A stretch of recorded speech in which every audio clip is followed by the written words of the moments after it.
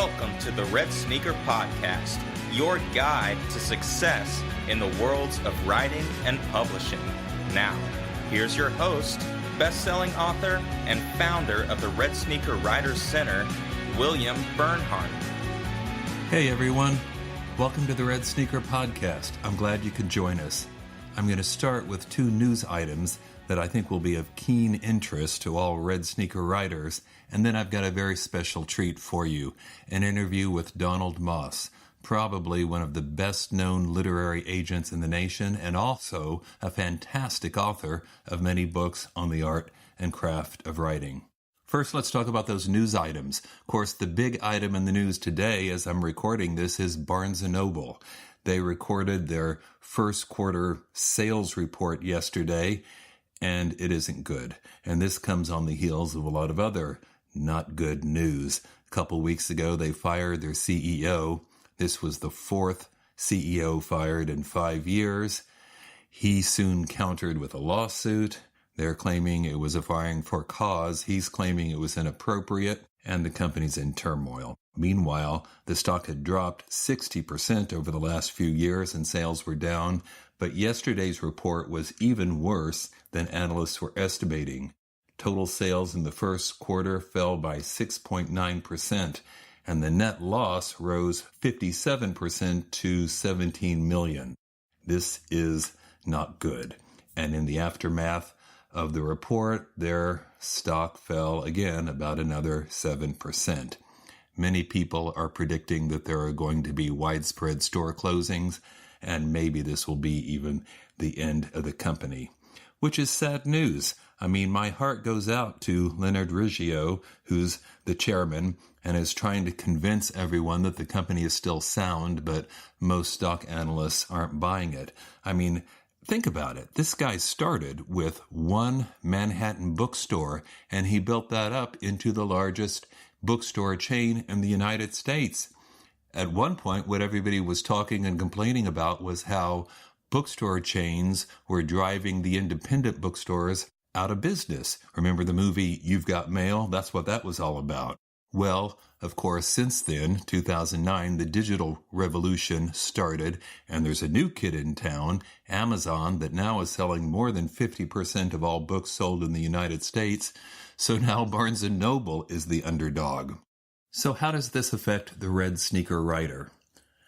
Well, typically, in today's world, when someone's setting out to publish, they have to decide, am I going to pursue traditional publishing, meaning a publishing house, or am I going to go the independent route, meaning publishing myself, or some combination in between, or hybrid position, or website publication, or whatever. But one of the main factors in that consideration has in the past been bookstores, because traditional publishing is the best way to get into bookstores. But of course, if bookstores are all closing and going away, some people say bookstores today only account for 7% of all total book sales. If that's the case, this has become far less important. You need to ask yourself, well, what happens if Barnes & Noble does fold? Some optimists say this will usher in a return of the independent bookstore. And in fact, there has been a little bit of increase in the number of independent bookstores in the country in the past year. Another possibility, of course, is that Amazon takes over even more of the market with their brick-and-mortar stores. As you probably know, they've now got 16 brick-and-mortar Amazon stores. The last one went into Bethesda, Maryland, and some people seem to really like them. Amazon has pledged to build far, far more. So who owns the future? I don't know, but it's something that we need to watch very carefully. And when you make those decisions about publication, you need to bear in mind that although we all love print copies and we all love independent bookstores, that may or may not, depending upon your genre, the kind of book you're writing, who you're targeting as your audience, that print bookstores may not be where most of your audience buys books. Second item that I wanted to talk about, a few days ago, Amazon announced formally what many people already suspected, and that was that CreateSpace is shutting down. They'd already been closing down various programs. They weren't offering editing services and whatnot. And now they've made it clear that CreateSpace is kind of sort of closing its doors. I say kind of sort of because what they're actually doing is merging or transferring its business to KDP, Kindle Direct Publishing, where most people were going with ebooks. The traditional approach was to go to KDP with your ebook, go to CreateSpace to print on demand your print edition.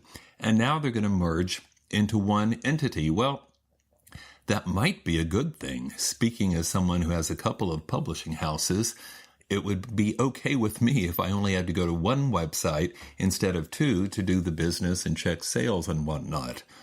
On the other hand, if they're going to create, in effect, a new entity, that quite possibly means terms as relate to authors are going to change.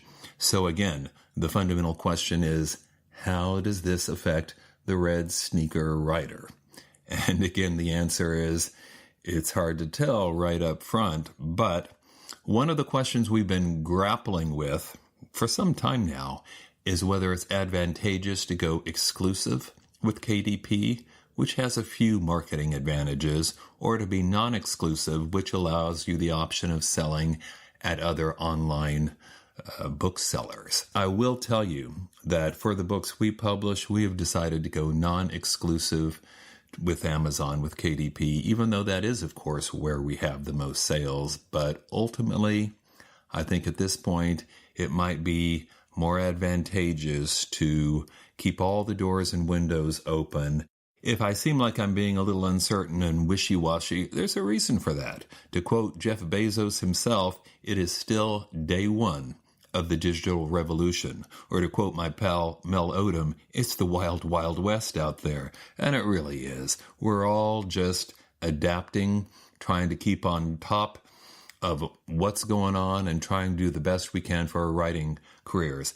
That's one reason I wanted to start this podcast, to, in a more immediate way, be able to reach out, talk about what's going on in the publishing world, and talk about how it may affect you, the Red Sneaker writer. All right, I promised you an interview, and here it is. This is with the legendary Donald Maass, who I had a chance to sit down and talk to at this year's Red Sneaker Conference in Oklahoma City. I've known Donald for many years. He is not only a great agent, he's a great person. He is the complete antithesis of the cliche about the snooty or distant New York agent. He's extremely likable, extremely amiable, friendly, always makes a good impression with others at conferences, even when he's telling them the truth, reading them the riot act about what works and what doesn't. He has that rare gift of being both helpful, instructive, and still generous and kind in everything he does and says.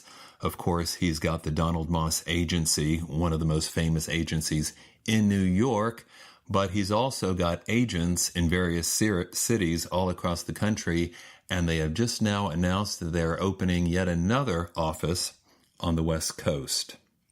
He is also the author of many books on writing. I jokingly said at the conference, this is the finest series of books on writing that do not have pictures of red sneakers on them. But that's a joke. His books are terrific. Maybe you know Writing the Breakout Novel, which was a seminal book, I think, in writing instruction. The most recent book is The Emotional Craft of Writing. Anyway, so I got a chance to sit down and talk with him, and here's what he said, not only about how he got into this business of fiction writing, but what he has to offer you, the Red Sneaker writer, trying to put something together in the 21st century. I think you'll be impressed by the enormous amount of insight he can bring to how to write a great book and how to get it published, something every Red Sneaker writer wants to know. I started by asking him about his book, Writing the 21st Century Novel. What is the 21st century novel? Is it different from the 20th century novel? It is different. What I see happening in the 21st century is a conjunction, a merging of literary and commercial intents. I see this in commercial genre fiction, fantasy novels, crime fiction, that is written in today in a much more novelistic fashion. It's what editors call the rich read, meaning that there's just more substance to the story than you might have found in the old days of pulp paperbacks. Conversely, there's literary fiction, which can be quite entertaining, quite lively, have a lot happening in it. Anyway, all of this is happening for a number of reasons. It's happening because literature evolves. It's also happening because younger generations of writers aren't kind of sequestered and segregated and boxed in, living in the science fiction nation or the mystery nation the way they used to. Once upon a time, science fiction writers were the engineers and the scientists, and they bashed out pulp stories for pulp magazines and wrote novels and so forth. Today, you can find writers coming out of MFA programs, graduate writing programs, and writing fantasy. They're bringing a much broader depth of reading and literary influence to what they're doing. Meanwhile, you have even commercial books selling mainly in hardcover. The industry has evolved to become much more hardcover-centric than it once was. Mass market paperbacks are a much relatively smaller part of the industry than they once were. And when you're selling a book at $25, it's kind of hard to sell a pulp, a story that's written in a pulp fashion, So it's pushed even genre fiction, even crime fiction, into a place where that rich read, that more substantial novel is necessary. So there are a lot of forces and influences that are essentially taking us, I believe, by the end of the century to where we were a century ago, which is a time when there are bookstores and there are no sections of science fiction and mysteries and romance and so forth. There's just fiction.